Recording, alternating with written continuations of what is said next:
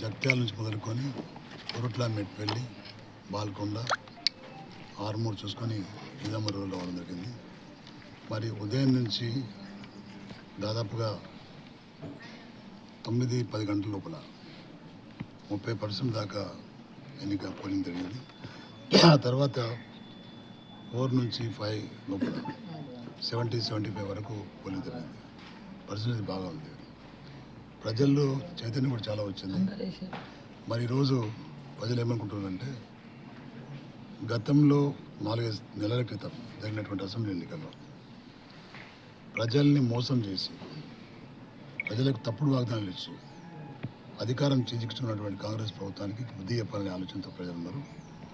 మరి ఎక్కువగా మహిళలను ఎక్కువ మోసం చేసింది కాబట్టి ఈ ప్రభుత్వం మహిళలు ఎక్కువగా వచ్చి ఎలక్షన్లో పాల్గొన్నారు. కాబట్టి బిడ్డకు ఇస్తా అని చెప్పారు, అది కూడా లేదు. అదేవిధంగా చదువుకున్న పిల్లలకు, ఆడపిల్లలకు స్కూటీలు ఇస్తా అని చెప్పారు, అది కూడా లేదు. మరి చదువుకున్న విద్యార్థులకు 5 లక్షల రూపాయల క్రెడిట్ కార్డు ఇస్తా అని చెప్పారు, అది కూడా లేదు.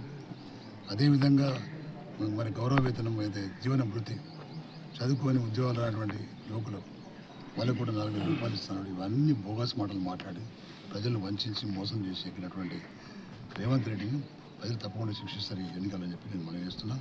మరి ఈ ప్రాంతం నుంచి నేను పోటీ చేసిన కాబట్టి బీఆర్ఎస్ పార్టీ ద్వారా ఆ ప్రాంతంలో కూడా జగిత్యాల గారి కోట ప్రాంతంలో కూడా చాలామంది బీఆర్ఎస్ పార్టీ నాయకులే కాకుండా ఆ ప్రాంతంలో మరి 2 శాసనసభ్యులు బీఆర్ఎస్ పార్టీ వాళ్ళు ఉన్నారు. బాల్కొండలో కూడా మా ఎమ్మెల్యే గారు, మాజీ మంత్రి ప్రశాంత్ రెడ్డి గారు. ఆ తర్వాత ఈ ప్రాంతానికి నేను క్యాండిడేట్గా ఉన్నాను.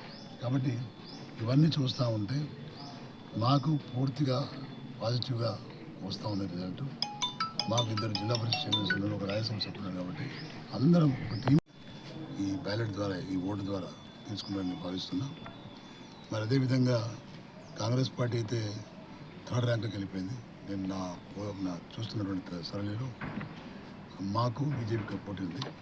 కాబట్టి ఈరోజు ప్రజలను మేము గ్రహిస్తూ ఉంటే, మాట్లాడుతూ ఉంటే బీజేపీ నుంచి పోటీ చేస్తున్నటువంటి వ్యక్తి మరి గతంలో కూడా 5 సంవత్సరాలు పరిపాలన చేసిన ఆయన అధికారంలో ఉన్నాడు. ఆయన హయాంలో కేంద్రం నుంచి ఒక రూపాయి కూడా తేనటువంటి వ్యక్తి, గ్రామాలు తిరిగినటువంటి వ్యక్తి, గ్రామ సమస్యలు పరిష్కరించినటువంటి వ్యక్తి. కాబట్టి ఆ వ్యక్తికి ప్రజలు వాళ్ళ ఉన్నటువంటి క్యాడర్ కానీ పార్టీ నాయకులు కానీ పూర్తిగా విరుద్ధంగా ఉన్నారు. ఆ వ్యక్తి అడమెంట్తో ఉన్న పరిస్థితి కానీ గర్వంతో కూడుకున్నటువంటి మనస్తత్వం ఉన్న ఉద్దేశంతో మరి వాళ్ళ క్యాడర్ కూడా చాలా గొప్పగా ఉన్నారు. అదేవిధంగా బీఆర్ఎస్ పార్టీ మరి అధికారంలో ఉన్నప్పుడు 10 సంవత్సరాల కాలంలో కేసీఆర్ గారులకు, అడుగు బలహీన వర్గాలకు, రైతులకు వారు చేయని సహకారం అంటే ఏం లేదు. మరి సంక్షేమ ఫలాలు అందించి తెలంగాణ రాష్ట్రాన్ని మొత్తం డెవలప్ చేసినటువంటి వ్యక్తి, నాయకుడు మా కేసీఆర్ గారు. ఒక్క సామాజిక వర్గాలను కాదు, అన్ని సామాజిక వర్గాలను కూడా తన కుటుంబ సభ్యులుగా చూసుకున్నటువంటి వ్యక్తి కేసీఆర్ గారు. ఎప్పుడైతే కేసీఆర్ గారు ఓడిపోయిన తర్వాత, బీఆర్ఎస్ పార్టీ ఓడిపోయిన తర్వాత ప్రజలు బాధపడుతూ ఉన్నారు. ఏంటంటే అనవసరంగా మేము కేసీఆర్ను మరి ఓడించే పరిస్థితి మేము ఎందుకు వచ్చామో నాకు అర్థమవుతలేదు. మాకు మోసం మాటలు నమ్మి కాంగ్రెస్ పార్టీ ఓటేస్తే మేము చాలా వెనక్కి వెళ్ళిపోతూ ఉన్నాం. మాకు వచ్చే సంక్షేమ ఫలాలు కూడా ఒకటి రావడం కూడా లేదు.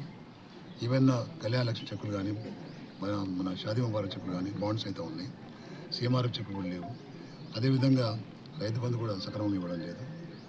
ఈ విధంగా చూస్తూ ఉంటే మరి 2.5 విజయం సాధిస్తామని చెప్పి నాకు ఆశిస్తున్నాను. ధన్యవాదాలు.